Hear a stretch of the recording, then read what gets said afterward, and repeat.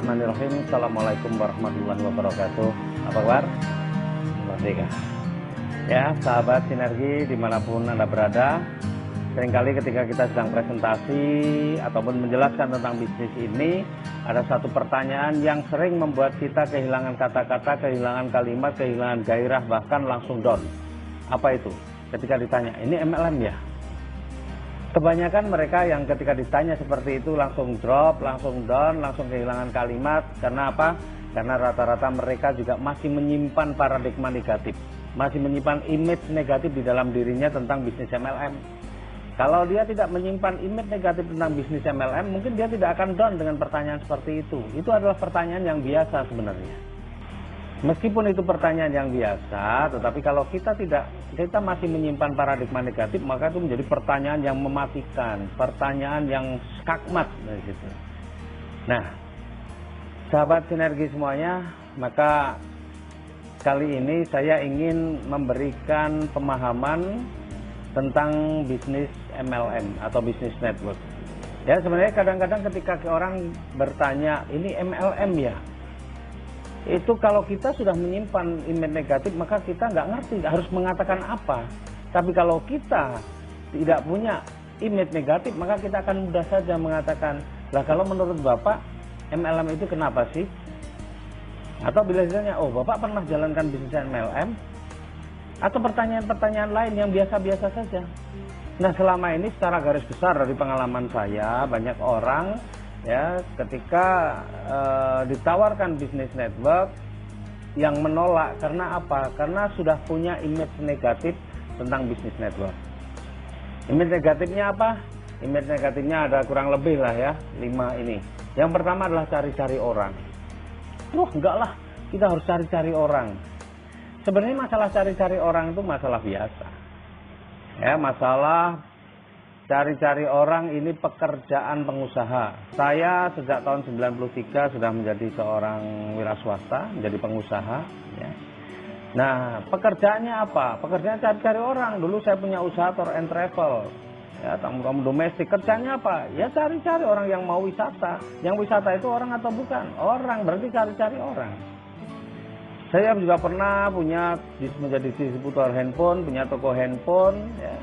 Kerjanya apa? Ya cari-cari pembeli. Lah pembelinya orang atau bukan? Orang. Ya, jadi cari-cari orang biasa. Bahkan yang punya sekolah, cari-cari murid. Muridnya orang atau bukan? Orang. Ya, yang punya dagangan cari pembeli. Pembelinya orang. Kemudian yang punya pesawat sekalipun, dia cari penumpang. Nah, penumpangnya orang atau bukan? Orang. Jadi persoalan cari-cari orang itu sebenarnya adalah persoalan pengusaha. Jadi kalau pengusaha memang kita sudah latar belakang pengusaha, maka istilah cari orang itu bukan kendala. Nah, kita cari apa? Kita cari partner. Nah, di dalam bisnis ini Bapak Ibu mau cari partnernya orang atau bukan? Kalau Bapak Ibu pengen cari partnernya orang, ya berarti cari orang. Ya.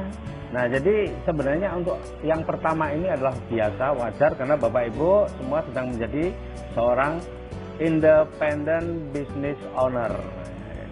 Jadi Bapak Ibu sedang berlatih menjadi pengusaha. Maka yang namanya cari-cari orang itu satu hal yang biasa. Kemudian orang bilang ini, harganya mahal. Ya, kita tahu di pasaran itu untuk produk yang hampir sama pun harganya bervariasi. Contoh obat ada obat generik, ada yang bukan generik. Harganya wah beda jauh. Bapak Ibu beli mobil, sama mobilnya, tapi setiap mobil harganya beda-beda. Ada yang mulai harga cuma ratusan juta, ada yang sampai miliaran.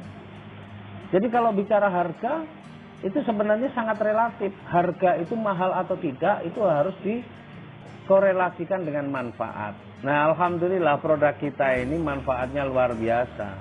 Jadi orang pakai produk kita, maka tinggal dikorelasikan. Uang yang kita keluarkan ini, ya, sesuai nggak manfaatnya? Sebanding nggak dengan manfaat yang akan dirasakan? Alhamdulillah manfaatnya jauh lebih besar daripada uang yang dikeluarkan. Jadi untuk bicara mahal atau tidak itu sangat relatif, ya, tergantung apa? Tergantung dari manfaat yang atau benefit yang kita terima dari angka atau uang yang kita keluarkan. Nih, kemudian tutup poin. Ya, memang di bisnis itu hanya akan berjalan dengan baik ketika apa? Ketika juga terjadi pembelanjaan. Ya, nah, Tetapi di bisnis kita, ya di BTBS, itu ada 3 plan A, plan B, plan C. Kalau untuk plan A, Bapak Ibu untuk dapatkan bonus sponsor, bonus pasangan, tidak perlu Bapak Ibu harus melakukan tutup poin. Tanpa tutup poin pun Bapak Ibu bisa dapatkan. Tetapi kalau untuk mendapatkan bonus di plan B, maka Bapak Ibu perlu tutup poin, karena bonus plan B ini adalah bonus dari repeat order. Nah, kalau Bapak Ibu tidak melakukan repeat order, maka Bapak Ibu nggak punya bonus plan B. Bonus plan B itu apa saja? Ya, bonus royalti generasi, royalti kepemimpinan, royalti prestasi. Itu Bapak Ibu hanya bisa dapatkan bonus di plan B itu kalau Bapak Ibu melakukan repeat order. Termasuk kalau Bapak Ibu di plan C bonus pengen dapat cruise, pengen dapat umroh gratis, ya, maka Bapak Ibu juga perlu melakukan repeat order tutup poin. Tapi tutup poin kita sangat murah Bapak Ibu. Tutup poin kita ini ada 2. Ya, repeat order kita ada 2, yang 350 atau yang 1.500.000. Jadi kalau Bapak Ibu tutup poin itu sebenarnya hanya untuk pembelanjaan pribadi, keperluan pribadi saja. 350 dapat 2 box, Bapak Ibu dapat produk nilainya 500.000. Ya, itu boleh untuk konsumsi pribadi atau keperluan pribadi juga nggak ada masalah. Dan enaknya kita nggak ada side volume, nggak ada apa ya namanya harus belanja yang kalau peringkat tertentu belanjanya harus lebih banyak lagi, itu nggak ada. Ya, jadi kita hanya cukup belanja tutup poinnya murah kalau kita pengen bonus di plan B ataupun plan C. Tapi kalau tidak mau bonus di plan B ataupun plan C, mau pengen plan A, bonus sponsor, bonus pasangan, Bapak Ibu juga bisa dapatkan, atau di reward prestasi juga bisa dapatkan. Ya, jadi mau tutup poin atau enggak terserah di sini, tapi masih memungkinkan kita untuk mendapatkan rezeki. Kemudian haram. Ya, alhamdulillah, kalau masalah halal haram sekarang kita ini nggak perlu berdebat. Kalau ada orang yang tetap masih berprinsip bahwa bisnis kita haram, ya sudah, ikuti saja mereka. Kalau memang kita juga mengikuti berprinsip bahwa bisnis kita ini haram. Tapi bagi mereka yang mengatakan bahwa bisnis halal, faktanya kita sudah mendapatkan fatwa dari Majelis Ulama Indonesia. Dan tentunya sekarang ini salah satu lembaga yang masih dipercaya untuk mengeluarkan fatwa dan diikuti oleh masyarakat Indonesia apa? Ya, Majelis Ulama Indonesia. Jadi Anda mau ikuti fatwanya siapa terserah Anda saja, tetapi fatwa yang berlaku secara nasional itu adalah fatwa dari Majelis Ulama Indonesia. Nah, sekarang bicara tentang yang kelima nih, menguntungkan yang di atas. Nah, ini kalau bicara menguntungkan yang di atas, ini memang analisanya panjang. Ya, Bapak Ibu perlu tahu bahwa bisnis MLM itu adalah sistem pemasaran. MLM itu bukan bisnisnya, MLM itu sistem pemasaran. Jadi di dalam bisnis pada umumnya, itu cara memasarkannya secara garis besar terbagi 2. Jadi begini, saya mau gambarkan secara sederhana saja. Ya. Nah, bisnis, ya, ini sistem pemasaran, itu bisnis, itu perlu dipasarkan untuk bisa berkembang. Kalau nggak dipasarkan, ya tidak akan jalan bisnis itu. Nah, cara pemasarannya ada 2 secara garis besar. Yang pertama adalah dengan cara konvensional. Konvensional, ya. Nah, di bisnis konvensional ini, ya, seperti kita tahu dari pabrik, kalau kita misalnya contoh nih air mineral, ya, kita lihat ada truk yang membawa air mineral, terus kemudian kita stop, kita mau beli, boleh nggak? Nggak boleh. Ya, di bisnis konvensional ini ada strukturnya juga, mungkin dimulai dari distributor, kemudian apa, misalnya agen nih, kemudian di bawah agen apa, misalnya ini ada grosir, misalnya di bawah grosir apa, misalnya ini baru ada toko. Nah, di bawah tokonya apa, ya baru kita konsumen baru bisa beli ketika di toko. Nggak bisa konsumen masih beli di posisi ini, nggak bisa. Nah, artinya inilah jalur distribusi. Nah, pertanyaannya sekarang, kalau konsumen ini belanja ke toko, menguntungkan toko nggak? Pasti menguntungkan tokonya. Kalau toko ini belanja ke grosirnya, menguntungkan grosir nggak? Menguntungkan grosirnya. Grosir belanja ke agennya, dapat menguntungkan agen nggak? Menguntungkan. Agen belanja ke distributor, menguntungkan distributor nggak? Distributor menguntungkan perusahaan nggak? Menguntungkan. Ini menguntungkan yang di atas nggak? Ya iya. Ya, jadi menguntungkan yang di atas nggak hanya di bisnis network, bisnis MLM, bahkan di konvensional pun juga menguntungkan yang di atas. Nah, sekarang pertanyaannya, kira-kira nih toko ini laris tapi bisa mengalahkan grosirnya nggak? Nggak akan bisa mengalahkan grosir. Grosir selaras grosir nggak akan mengalahkan agen selama-lamanya agen nggak akan mengalahkan distributornya. Artinya untuk bisa mengalahkan yang di atas mungkin nggak. Ya kemungkinan itu selalu ada, tapi kemungkinannya sangat kecil. Dan kalau kita lihat ya, kalau kita berbisnis konvensional ini modalnya besar nggak? Kalau pengen hasilnya besar, pasti modalnya besar. Resikonya besar nggak? Wow, luar biasa, resikonya juga besar. Makanya sebenarnya di bisnis konvensional ini, ya saya sendiri pelaku konvensional, banyak orang yang kemudian kelihatannya penghasilannya besar, tapi ending-endingnya pada bangkrut, rumah disita, keluarganya berantakan, ada yang masuk penjara dan sebagainya. Ada nggak kita pernah dengar orang yang, wah saya trauma dengan konvensional? Nggak ada. Mereka tahu bahwa resiko berbisnis itu selalu ada seperti ini. Bahkan resiko yang dipertaruhkan itu bukan hanya sekedar uang puluhan juta, miliaran. Bahkan rumahnya dijadikan agunan, apa yang dia punya jadi keagunan. Ya, sehingga sering kita lihat orang yang tadinya kaya raya tiba-tiba bangkrut. Kenapa? Karena dia menjalani dengan pinjaman, hutang uang pinjaman, dan ternyata bisnisnya mengalami kendala sehingga apa? Berisiko terhadap banyak. Ya, jadi ini modalnya besar, risikonya besar. Yang bawah menguntungkan yang di atas, iya. Yang bawah mengalahkan di atas, agak sulit. Ini bisnis konvensional. Jadi menguntungkan yang di atas bukan monopoli dari bisnis MLM. Bahkan sebenarnya nih orang bekerja juga itu menguntungkan yang di atas. Seandainya Bapak Ibu jadi karyawan, kalau Bapak Ibu rajin, menguntungkan nggak kepala seksinya? Ya kepalanya beruntung. Kalau kepala seksinya apa karyawannya pada nggak jalan semua, kepala seksinya bisa dicopot jabatannya. Kepala seksinya bekerja dengan baik, menguntungkan kepala dinas misalnya. Kepala dinasnya bekerja dengan baik, mungkin bisa menguntungkan pejabat di atasnya. Ya karena semua itu, sistem itu memang begitu Bapak Ibu. Ya. Nah jadi ada masalah apa dengan kita menguntungkan yang di atas? Sebenarnya nggak ada masalah, karena sesungguhnya memang sebaik-baik manusia itu yang memberikan manfaat bagi orang lain. Nah kalau kita memberikan manfaat pada orang lain, maka sebenarnya tidak perlu juga kita mempersoalkan. Ya. Nah pertanyaan yang paling utama itu mestinya itu merugikan atau tidak. Nah nanti kita lihat bisnis kita merugikan atau tidak. Ya jadi masalah menguntungkan yang di atas, sekali lagi ini bukan monopoli bisnis network, tapi ini bisnis konvensional juga menguntungkan yang di atas. Kemudian bisnis ini juga akan dipasarkan yang kedua dengan cara apa? Dengan cara network jaringan. Banyak nggak bisnis dipasarkan dengan cara jaringan? Wah, luar biasa, banyak sekali. Ya, tapi secara garis besar juga boleh kita bagi dua juga. Di sini ada yang namanya franchise. Di sini ada yang namanya MLM. Ya. Nah, franchise contohnya apa? Banyak sekali. Mulai dari restoran yang difranchise-kan, lembaga pendidikan yang difranchise-kan, minimarket yang difranchise-kan. Ya, itu modalnya besar nggak? Modalnya juga besar. Resikonya juga pasti besar. Ya. Nah, franchise ini juga tidak bisa Bapak Ibu, misalnya satu restoran internasional Bapak Ibu langsung datang ke pusatnya pengen ambil franchise di kota Anda.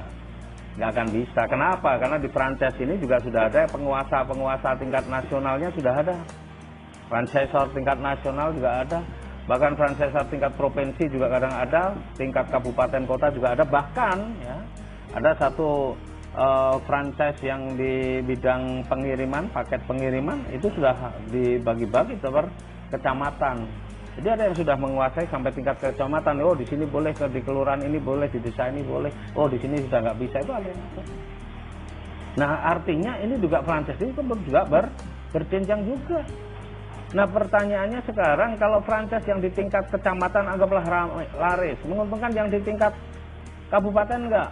Atau tingkat kota? Yang menguntungkan tingkat provinsi, menguntungkan tingkat nasional enggak? Ya pasti menguntungkan. Ini menguntungkan yang di atas. Jadi tidak ada masalah menguntungkan di atas, di franchise juga menguntungkan yang di atas. Nah kalau yang outlet di tingkat kecamatan laris kira-kira bisa mengalahkan outlet yang di tingkat kabupaten kota enggak? Ya enggak bisa. Bisa mengalahkan yang di tingkat provinsi? Ya tidak.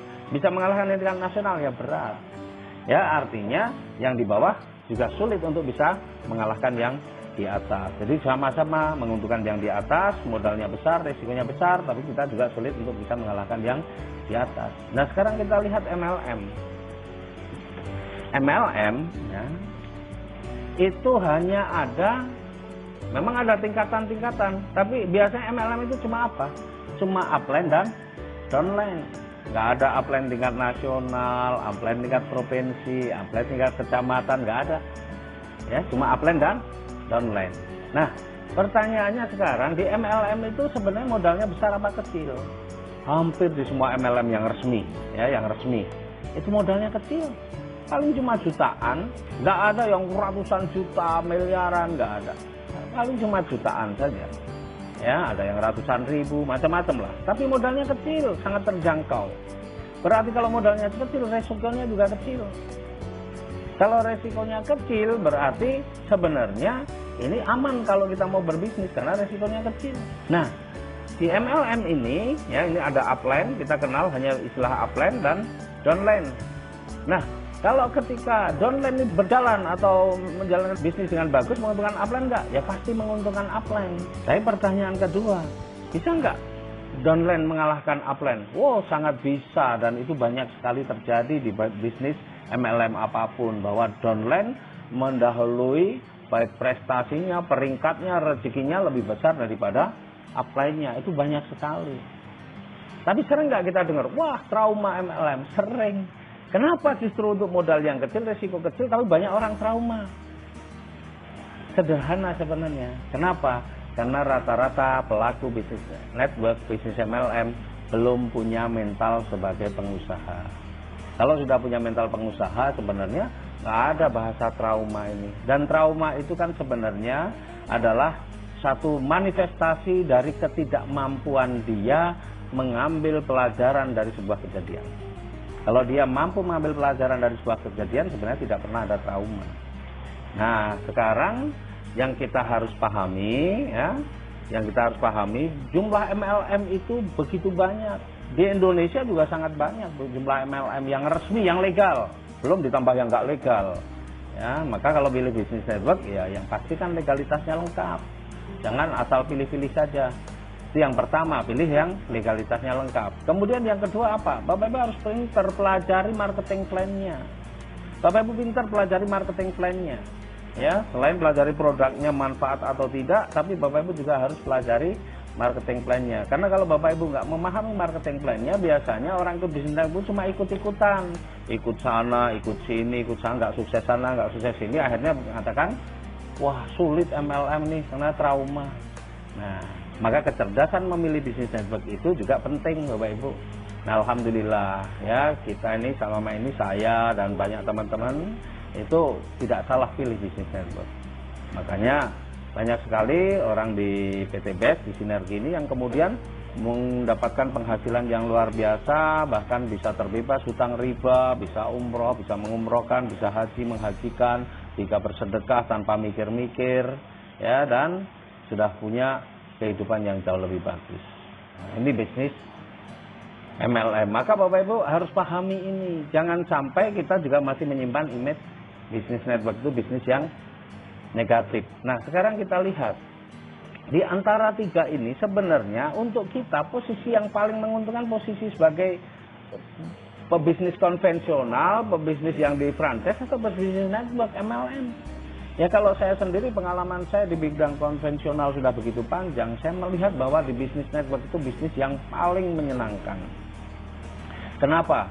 Ya, kita dulu punya usaha, punya banyak karyawan, tetapi bagaimana kita mensejahterakan karyawan kita begitu sulit. Untuk menaikkan gaji saja menghitungnya panjang sekali. Orang yang sudah bekerja pada saya bertahun-tahun, jarang yang punya kehidupan yang luar biasa. Tapi yang menarik di bisnis network ini, ya, kita jalankan bisnis kita yang tidak perlu waktu lama, terutama di PT BEST. Ini ternyata banyak sekali tim saya ini yang kemudian punya kehidupan yang jauh lebih bagus. Tidak perlu bertahun-tahun, bahkan hanya kurang dari 1 tahun juga sudah banyak, yang 1 tahun juga banyak, ya.